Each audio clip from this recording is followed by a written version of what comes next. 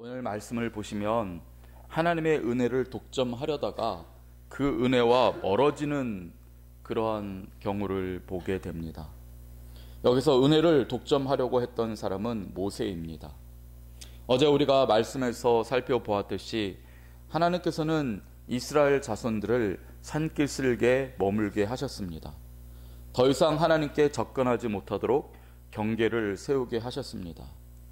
그리고 제사장들, 그러니까 주님을 위하여서 자신의 인생을 드리려는 그런 마음을 먹은 사람들은 더 하나님께 가까이 할 수 있는 기회를 주시기는 했지만은 그러기 위해서 몸을 성결해야 한다라는 조건을 두셨습니다.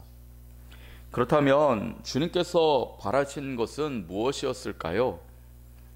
주님은 이스라엘 백성이 그 울타리 안에만 머무르기를 바라셨을까요? 제사장들이 몸을 성결하게 하지 않으면 그들을 쳐 죽이기를 바라셨을까요? 절대로 주님의 마음은 그런 마음이 아니셨으리라고 봅니다. 하나님은 우리가 주님 곁으로 가까이 다가가기를 원하십니다. 하나님께로 가까이 다가감으로 인하여서 우리가 영혼까지 만족하고 행복하기를 주님은 바라십니다. 에스겔 선지자는 이러한 주님의 마음을 다음과 같이 에스겔서 18장 23절에서 전달합니다. 주 여호와의 말씀이니라. 내가 어찌 악인이 죽는 것을 조금인들 기뻐하랴. 그가 돌이켜 그 길에서 떠나 사는 것을 어찌 기뻐하지 아니하겠느냐. 그렇습니다. 주님은 죽어 마땅한 악인이라도 그가 벌을 받게 되어 죽는다면 결코 기뻐하지 않으신다라고 하십니다.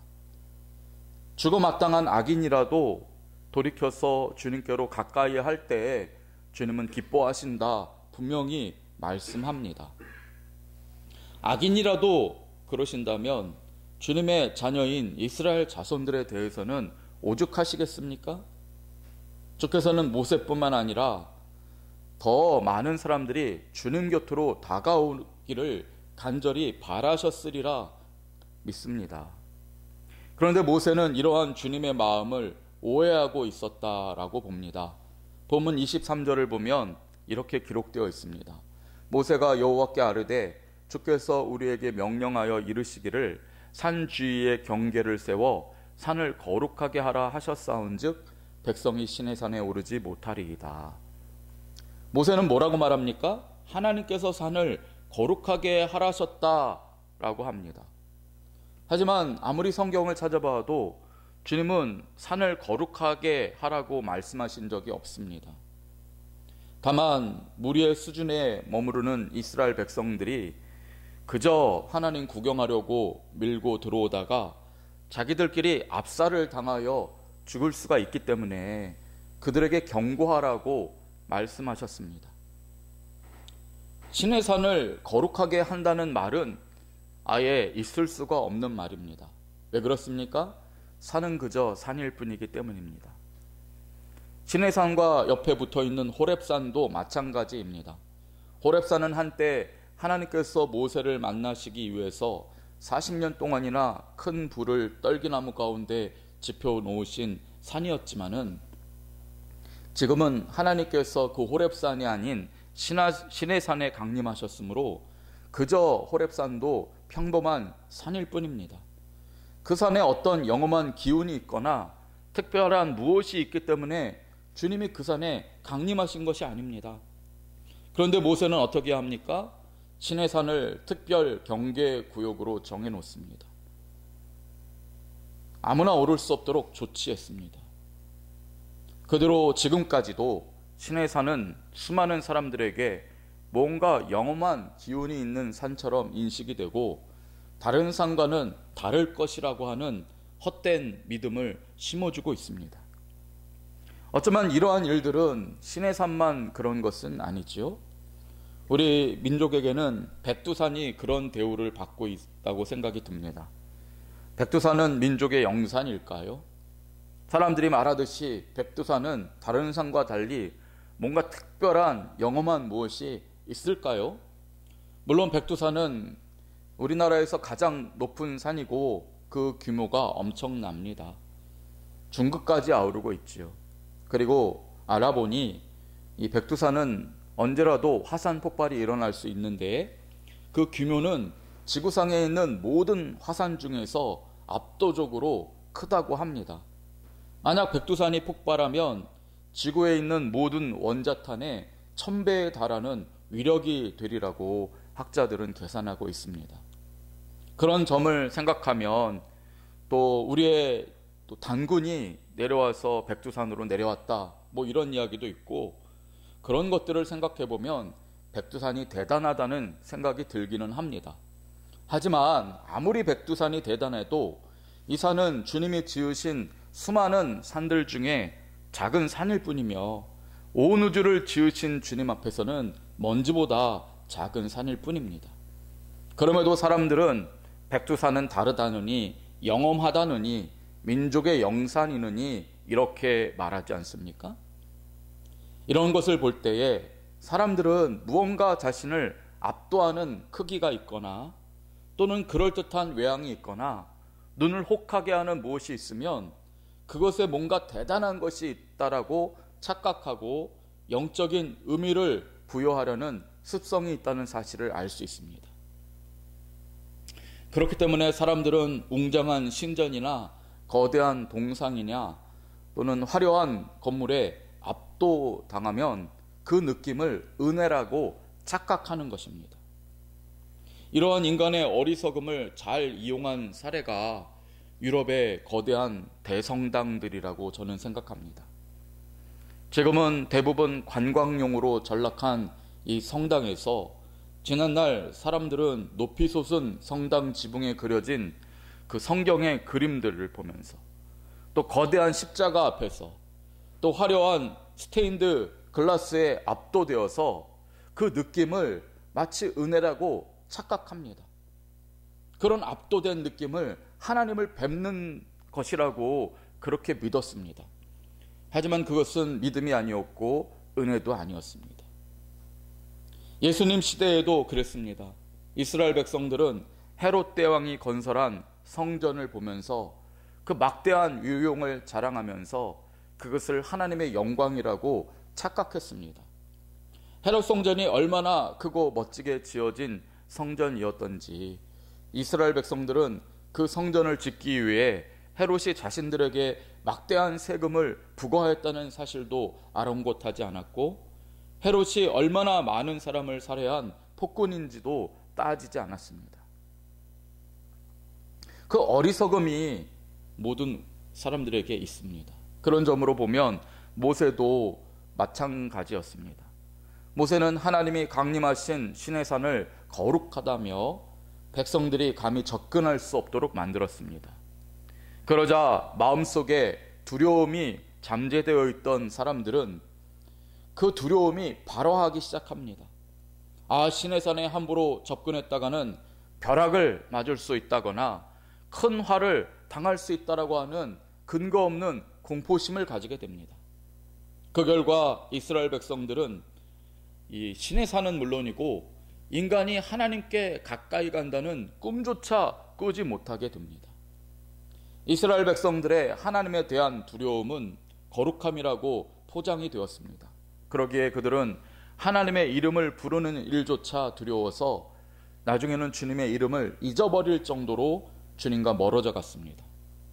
예수님께서 오셔서 하나님을 아빠라고 부르시자 그들은 경악하며 신성모독이라고 했을 정도로 하나님과 거리를 두었습니다. 그것을 경건이라고 착각했습니다. 그리고 거대한 건물이나 그럴듯한 외양을 하나님의 은혜라고 또 대신 믿기도 했습니다. 하지만 하나님의 마음은 어떠셨을까요? 본문 24절 상반절을 보시면 하나님께서는 모세에게 다음과 같이 말씀하십니다. 여호와께서 그에게 이르시되 가라 너는 내려가서 아론과 함께 올라오고. 주님은 모세에게 내려가라 명하십니다. 내려가서 아론을 데리고 함께 올라오라고 하셨습니다. 하나님께서는 모세만 아니라 아론도 주님의 은혜를 받기를 원하셨던 것입니다. 그리고 나중에는 모세와 아론만 아니라 많은 사람들이 주님을 가까이 함으로 모세가 누리는 은혜를 함께 누릴 수 있기를 바라셨던 것입니다. 저는 모세가 이 하나님의 마음을 헤아리지 못했다고 봅니다. 그는 그동안 하나님의 사랑을 독차지하고 있었습니다. 그러면서 어느새 자신이 이 하나님의 은혜를 누릴 수 있는 유일한 자격권자라고 착각한 것입니다. 자신만이 거룩하고 자신만이 하나님 앞에 합당하기 때문에 나는 은혜를 누려도 괜찮지만 저 밑에 있는 백성들은 누려서는 안 된다. 그 대신에 시내산에 영험한 것을 하나님이라고 착각하게 만든 것입니다. 제가 국민학교 5학년 때 담임 선생님은 매주 한 편씩 글짓기를 숙제로 내주셨습니다. 그 글들을 반장인 저와 부반장이 읽고 그 중에서 잘 쓴 글을 뽑아오면 그분들 앞에서 읽어주셨습니다. 저는 당시에 글짓기로 이 구청장 상을 받은 경험이 있어서 나름대로 글을 잘 쓴다고 교만했습니다. 그래서 매주 잘 쓴 글을 뽑을 때면 항상 제 글을 함께 밀어 넣었습니다. 어느 날 부반장이 매번 올리는 저의 글은 빼고 다른 친구가 쓴 글을 올리자고 했습니다. 그러자 저는 화를 내며 토라졌습니다. 부반장은 글짓기가 뭔지도 모르면서 감히 내 글을 무시한다고 그렇게 말했습니다. 그 일을 생각하면 지금도 부끄럽습니다. 저는 선생님의 인정을 독차지하는 일을 당연히 생각했고 친구들에게는 그 기회를 주지 않으려고 했습니다. 그 심보가 지금 생각해도 한없이 치사합니다. 모세가 그때 그런 마음이었지 싶습니다. 그는 지금까지 하나님을 가까이 하는 은혜를 독점해 왔습니다. 그러나 그 독점적 지위는 결코 모세 자신의 거룩함 때문에 얻어진 것이 아니었습니다. 모세는 오히려 그 은혜와는 상관없는 삶을 살고 있었습니다. 지팡이를 의지하고 다니며 치매가 찾아와서 오늘 내일 하는 초라한 양치기였습니다. 그런 모세를 선택하신 분이 주님이셨습니다. 주님의 은혜가 없었다면 모세는 은혜에 하나도 경험을 못하다가 어느 광야에서 비명 행사하기 직전이었던 것입니다. 모세는 그 사실을 잊지 말았어야 합니다. 주님이 은혜 주신 것은 그에게 일어난 너무나 놀라운 감사 제목이었습니다. 자격 없는 자에게 주신 그 은혜, 그의 어떠한 거룩함 때문이 아니라 오히려 아무런 근거가 없기 때문에 주신 주님의 그 특별한 은혜, 그것이 모세에게 주어진 은혜였습니다. 그렇게 모세는 이 은혜를 누릴 만한 사람을 부단히 찾으며 그를 주님 앞으로 데려오는 일에 앞장을 섰어야만 합니다. 그러나 모세가 하도 주님을 독차지하니까 주님은 오늘 뭐라고 말씀하십니까? 너는 내려가라 하십니다. 그리고 아론도 데려오라고 하십니다. 주님께서 아론을 데려오라는 그 말씀이 저는 꼭 우리에게 주시는 말씀처럼 들립니다. 너만 예수 잘 믿으면 다냐? 너만 은혜 받고 천국 가면 다야? 너는 왜 나의 은혜를 독점하려고 하냐? 너의 형제와 자매와 이웃과 친구들은 저 산 밑에 울타리 안에서 내가 아닌 다른 헛된 것을 은혜라고 착각하는데 그들이 왜 내게로 더 이상 올라오는 있지 못하도록 아무 문제가 없다는 것처럼 너는 왜 그렇게 아무 일도 하지 않느냐? 주님이 그렇게 말씀하시는 것 같습니다. 모세는 하나님의 은혜를 아는 사람이었습니다. 그렇기 때문에 산을 오를 때면 젊은이처럼 힘차게 기뻐하며 산에 올라왔습니다. 하지만 이제부터 모세는 그 하나님의 은혜를 누리기 위해서는 일단 산 아래로 내려가야 했습니다. 그리고 이 은혜를 함께 누릴 사람을 데려와야만 했습니다. 만약 형 아론이 하나님을 여전히 오해하고 두려워해서 올라오지 않으려고 한다면 모세는 어떻게 하든지 그를 설득하고 달래고 때로는 강권해서 산꼭대기로 데리고 올라와야만 합니다. 왜냐하면 그래야 모세는 주님의 은혜를 여전히 누릴 수 있기 때문입니다. 만약 모세가 아론을 데리고 올라오지 못한다면 그는 이제부터는 주님의 말씀을 어긴 자가 됩니다. 그렇기 때문에 주님의 은혜는 빛을 잃고 식을 수밖에 없습니다. 이제부터는 모세가 지난날처럼 주님의 은혜를 강렬히 누리려면 그 영혼까지 채우는 주님의 그 사랑을 경험하려면 별 수 없습니다. 주님 곁으로 그가 다가가려고 할 때마다 은혜 바깥에서 서성이는 사람들을 마음에 두어야 하는 것입니다. 그들이 언젠가는 주께로 나올 날을 위하여 기도해야 하는 것입니다. 그들에게 말을 전달해야 합니다. 은혜 받을 자리가 있다. 주님께로 가자. 제안해야 하는 것입니다. 성도 여러분, 우리는 가끔 주님과의 첫사랑을 잃어버리기에 삶이 잘 되건 못 되던 항상 마음이 불안하고 만족하지 못하는 느낌 가운데에서 잠들 수 있습니다. 우리는 언제 그 강렬한 주님의 은혜를 잃어버렸습니까? 그 대신 거대한 교회 건물의 크기나 또는 세상의 화려한 것들 속에서 그 은혜를 대신하게 되었습니까?